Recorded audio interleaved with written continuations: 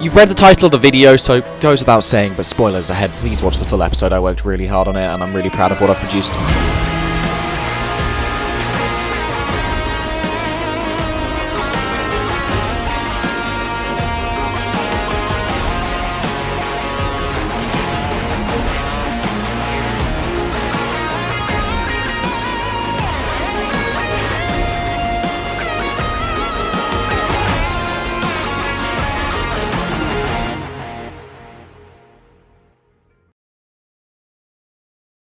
So, with the, I think, relatively successful release of New Game Shard 3, I wanted to share some of the behind-the-scenes stuff, because I put myself through way too much pain to make this project to not share it with people. This beginning scene here is called Scene 0. Why is it called that? Because I animated the fight scene before I animated this, so the fight scene was like Scene 1, whereas this is classed as Scene 0. I wanted to use this scene to contextualize Josh and Amy's relationship and the onlooker's perspective of Jake's rampage.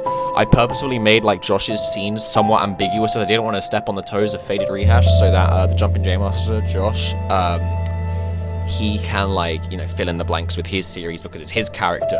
Not like that'll matter if the dude doesn't make another episode. In the opening where we see this chap has been recording all the fights, I scrapped this like 30-second sequence that shows him discovering the recordings of all the tournament fights. I scrapped this scene to like shorten the runtime, like that worked. And also because I felt like everything being shown could just be implied rather than like explicitly told to the audience, because like y'all are smart asses, so like I don't need to, you know, justify everything, right? And also because the project looked like ass. You can tell that I mastered the mask tool when I first discovered it when making Shard 2, because just for some reason it's just everywhere in this episode. Seriously, I didn't even realize how much I used it until I watched the final product, because oh my word, I use it a lot. But it was kind of necessary because it meant that I could show like multiple things at once, and then I don't have to extend the runtime even further because I can just show it all on the same screen in the same second and all that kind of malarkey. I'm going to take the time to show you two drafts of like the original opening, and I'm just going to like explain it through text and stuff, because a lot of it has music, a lot of it is sound effects, that kind of stuff, so I'll just let it play out as normal. But yeah, so these are the two, I guess, most complete drafts of the opening Shard 3 that I didn't actually end up using.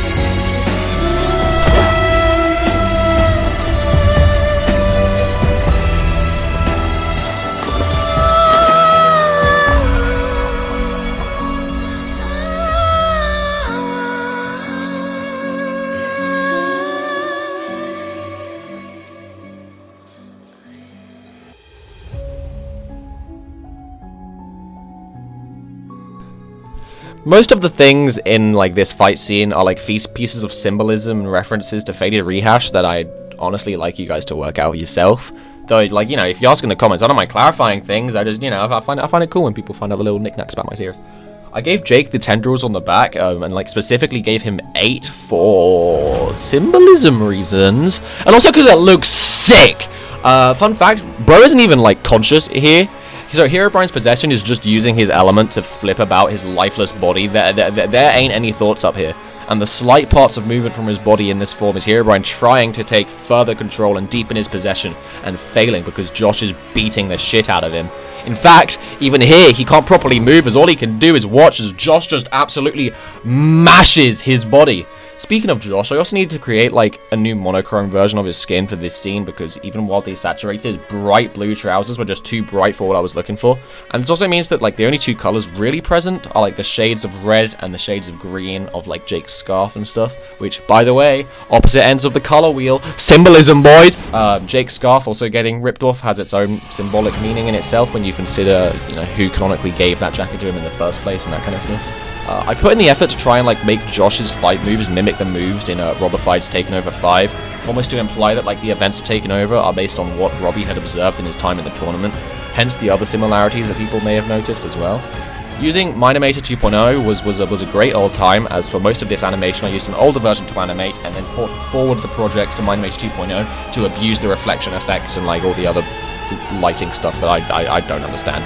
So the render times were like insane because I don't know how to optimize anything, but I can't leave the computer on to render overnight, so I rendered it in a bajillion different pieces. So what I do after the first render, which is something I do with all my previous episodes too, is I bust out a text document like the very one this script is written on and just insult my own work. Then once I fix everything, I go back into Premiere Pro, slot in like the half a second improvements, and then spend another few days crying trying to render it. Mason originally had like a longer scene here where I once again abused the mask tool to try and show how overwhelming this environment is to Mason and how much information he's trying to process at once. I shortened this in the final product, which I'm honestly not too happy about. I feel like Mason being overwhelmed comes out of nowhere, but I wanted to include it regardless because it would come even more out of nowhere if I just introduced it in the movie with no establishment. So it's kind of one of those things where I kind of had an idea very late on and I wanted to like incorporate it, and I think it's a bit clunky. Most people didn't seem to realize until this video, and now you'll never be able to unsee it. And them crystals, yeah, they're there. I haven't forgotten about them. I'll expand on those in the movie too. Just you wait.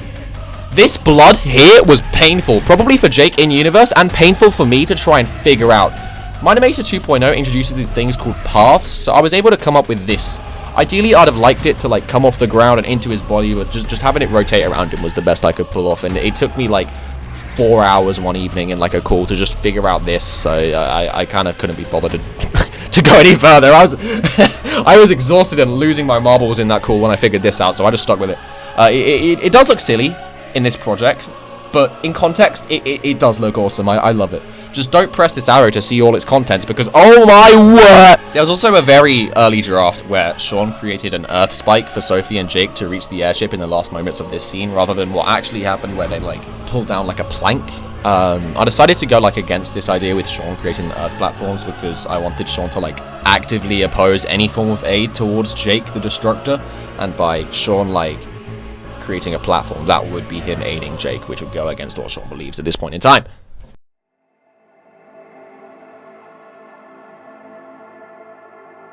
These sequence of scenes like weren't supposed to be this long. They sort of just ended up that way. Like, in my head, I was thinking that these scenes would be like 3 minutes tops. I made them as short as I could to get across like the main character beats I wanted to get across, but it ended up just being a lot longer than I expected, which is the main theme of this episode, really. I only thought this episode was going to be about 40 minutes. Instead, it's an hour and 16. How'd that happen? No, I won't elaborate on why Tanner says this as the camera pans to the items of the soldiers Jake killed. You know what are you saying here? Hi, it's me in post while I'm editing it. I want to interject here to talk about Josh's clothes quickly. So, like, he actively gets rid of his clothes, like, in shot 1, as in, like, he gets rid of his blue jacket, and then his character design, like, his torso anyways, is mostly red, and that red would be, like, anger and frustration and, like, that kind of stuff, all the, like, violent things that Josh ends up getting up to, and then Josh putting this coat back on in Shard 3 is like, you know, him engulfing himself in blue again, which would be more like calm, relaxing kind of things. And I really hope you can't hear the neighbors whacking away at something on the microphone.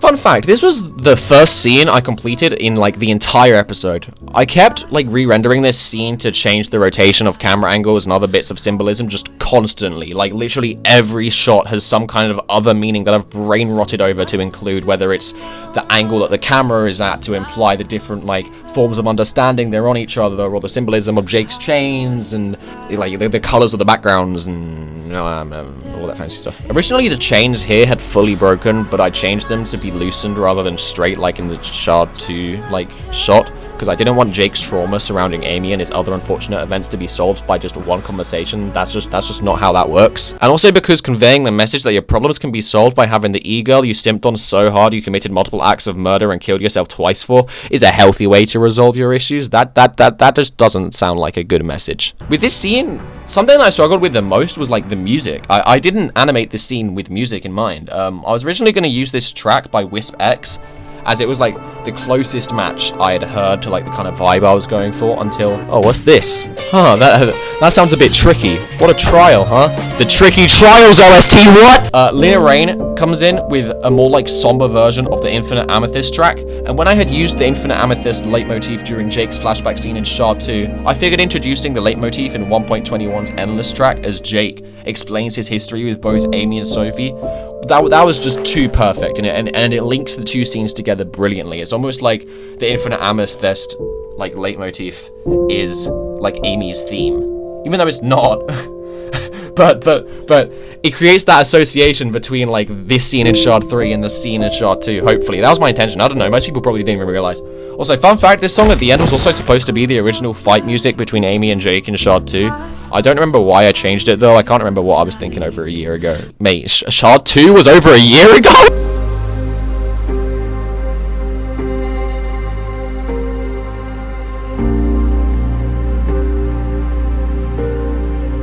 You can imply what you want about me putting Jake in the clothes of the people he murdered, still engulfing him in his past despite his newfound want to move beyond it.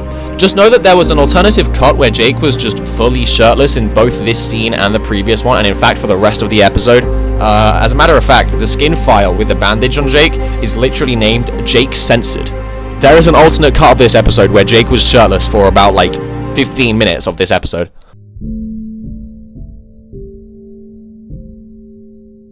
The scene between Jake and Josh is meant to show that they're on, like, good terms, while also setting up questions that'll hopefully be answered in Faded Rehash, should it continue. I also used the Infinite Amethyst leitmotif briefly here again, as A, there was no music, it felt very dead, and B, for the same symbolic reasons I used it in Scene 2. Also, while Josh does have a scar here, that would, like, show the memory of his fight with Jake is not going away anytime soon, the similar way to how Jake has scars of constantly everything that he's done. It's also a reference to an alternate rig that Josh has made called Josh the Dripper, and I just thought it would be funny if I included just as what was essentially a meme into a genuine serious canon. This scene boasts the longest render time of any of the projects at 87 hours, 35 minutes, and 14 seconds. Why is that? Because I decided to rig, like, half of the background characters, and yet still somehow forgot to rig the ones that the camera could actually see. I wanted to, like, have every single background character move, so I created some loops. You'll realize that I used a lot of loops for the background characters. I created, like, 3 loops where it'd be, like, a guy talking to the right, a guy talking to the left, and a guy just sitting there getting pissed, I guess. These scenes were always intended to have that portal transition since I first imagined the scene, which is why I, like, lumped them together. I lumped them together in production as well. Animating a substantial amount of background characters, as I previously mentioned, it is just always a pain. So, fortunately, I created this project where I had, like, multiple idle loops all at once, and I would just, like, import them into the projects and copy the keyframes and all that kind of stuff. And now you're never going to be able to unsee it when you see them in the background of my animations. Most of these characters would be covered by depth of field anyways. All I needed was just movement in the background rather than anything specific. So that's why I did this. Good luck unseeing that now that you know it's there. This is something I also did for the scene between like Daisuke and the Zang operatives as well, but like to a lesser extent, because I had Beth Anims helping me with a few of the characters, like background animations and stuff, so that was cool.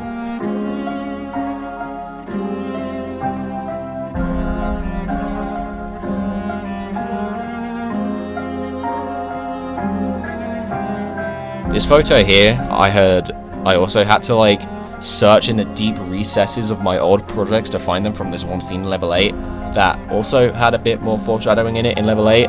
Yes, Yua was always meant to be their sister, or since level 8 anyway, so you know, I've been planning Yua's story since like before the assassination. Also, Vox's ice makes like devil horns around the portal, which I thought was a neat little touch, because you know, they go through it, they die, and dying is devilish. Wah!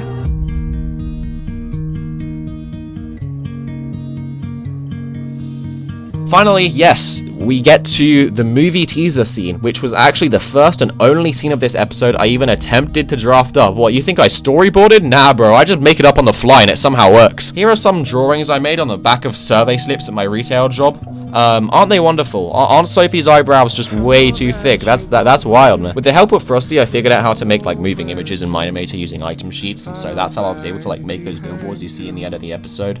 And with the help of Isaac Animation, I was able to do this like fancy lighting, like literally just by decreasing the light management thingy here to 1 rather than Mine-Imator's default 2.